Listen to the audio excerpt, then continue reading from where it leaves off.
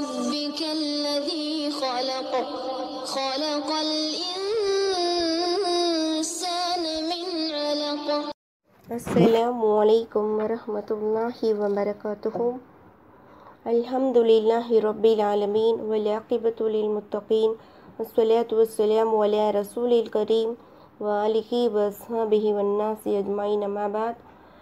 اللهم ربي زدني علما ربي اشرح لي صدري ويسر لي أمري واحلل عقدة من لساني يفقهوا قولي. சென்ற வகுப்பில் ஹாதா அப்படிங்கிற ஒரு வார்த்தையை பயன்படுத்தி அந்த தலைப்பின் கீழ் 8 வார்த்தைகளை 8 விஷயங்களை நம்ம படித்தோம். இப்போது அந்த வார்த்தைகளை வச்சு எப்படி கேள்வி கேட்கணும், அந்த கேள்விகளுக்கு எப்படி பதில் சொல்லணுங்கிறத படிக்க போகிறோம் இன்ஷா அல்லாஹ். மா அப்படின்னா என்ன அப்படின்னு அர்த்தம். மா ஹாதா இது என்ன, ஹாதா பைத்துன் இது வீடு. மா ஹாதா அப்படி சொல்லும் போது மான்னா என்ன, ஹாதான்னா இது. அப்போ என்ன இது அப்படின்னு தானே அர்த்தம் வருது அப்படின்னு சொல்லி கன்ஃபியூஸ் ஆகக்கூடாது.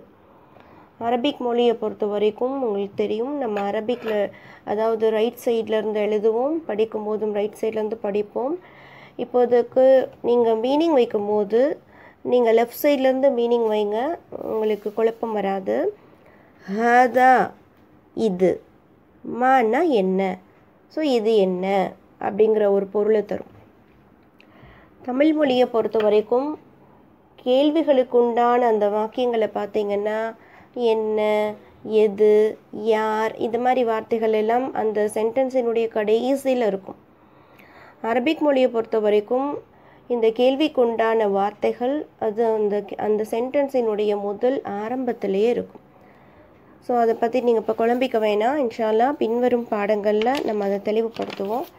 ஸோ மா ஹாதா இது என்ன, ஹாதா பைத்துன் இது வீடு. இப்போது கேள்வி எப்படி கேட்கணும்னு தெரிஞ்சிட்டோம்.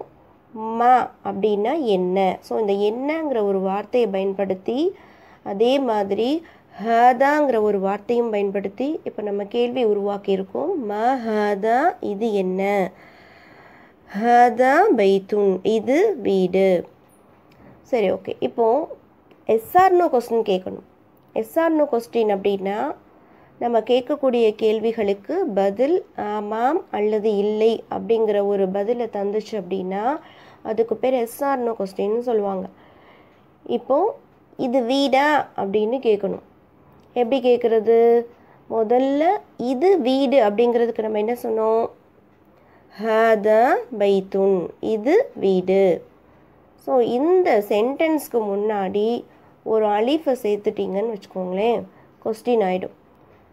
ஹாதா பைத்துன் இது வீடா அப்படின்னு ஆகும்.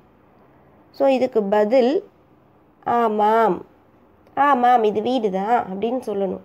ஸோ ஆமாம்ங்கிறதுக்கு என்ன அப்படின்னு பார்த்தீங்கன்னா நஅம், ஆமாம், ஹாதா பைத்துன் இது வீடு. ஓகேயா? அப்போ ஒரு கேள்வி கேட்கணும் அப்படின்னா நம்ம ஹாதா பைத்துன் படித்தோமா, அதுக்கு முன்னாடி ஒரு அலிஃபை போட்டுட்டிங்க அப்படின்னா ஹாதா பைத்துன் அப்படின்னா இது வீடா அப்படிங்கிற ஒரு கொஸ்டினாக அது உருவாகிடும். அதுக்கு பதில் எப்படி சொல்லணும், நஅம் ஆமாம், ஹாதா பைத்துன் இது வீடு. அடுத்து பாருங்க, மா ஹாதா இது என்ன, ஹாதா கமீசுன் இது சட்டை. ஹாதா சரீருன் இது கட்டிலா, இல்லை இது கட்டிலா அப்படின்னு கேட்குறாங்க. இப்போ இது கட்டில் இல்லை இது சேர் தான் அப்படின்னு நம்ம சொல்லணும். முதல்ல ஆமாங்கிறதுக்கு நாம் படித்தோமா, இப்போ இல்லைன்னு சொல்லி படிப்போம். ஸோ இல்லைங்கிறதுக்கு என்ன அப்படின்னு பார்த்தீங்கன்னா லா, லானா இல்லை. இல்லை. ஹாதா குர்சியுன் இது சேர். ஹாதா மிஃப்தாஹுன் இது சாவியா, லா இல்லை. ஹாதா கலமுன் இது பேனா. ஹாதா மா ஹாதா இது என்ன? ஹாதா நஜ்முன் இது நட்சத்திரம். இப்போ பாருங்கள், இன்றைக்கி புதுசாக 2 வார்த்தைகள் படிச்சிருக்கோம். சட்டை அப்படிங்கிறதுக்கு கமீசுன் அப்படிங்கிற ஒரு வார்த்தை, அதுபோல் நட்சத்திரம் அப்படிங்கிறதுக்கு நஜ்முன் அப்படிங்கிற 2 வார்த்தைகள் புதுசாக இன்றைக்கி நம்ம படிச்சிருக்கோம்.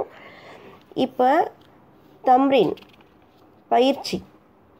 நான் சில பிக்சர்ஸை காமிக்கிறேன். அந்த பிக்சர்ஸ் இது என்ன அப்படின்னு நான் கேட்பேன். ஸோ நீங்கள் என்ன பண்ணணும் அப்படின்னா, அந்த பிக்சரை பார்த்துட்டு இதுக்கு அரபிக்கில் நம்ம என்ன படித்தோம் அப்படிங்கிறத நீங்கள் என்ன பண்ணுங்கள், அரபிக்கில் எழுதுங்க. அதை அடுத்த கிளாஸில் என்ன பண்ணுவோம் அப்படின்னா, அதை ஒரு கரெக்ஷன் பண்ணிவிட்டு அடுத்த வகுப்புக்கு போகலாம் இன்ஷா அல்லாஹ். அஸ்ஸலாமு அலைக்கும் வரஹ்மத்துல்லாஹி வபரகாத்துஹு.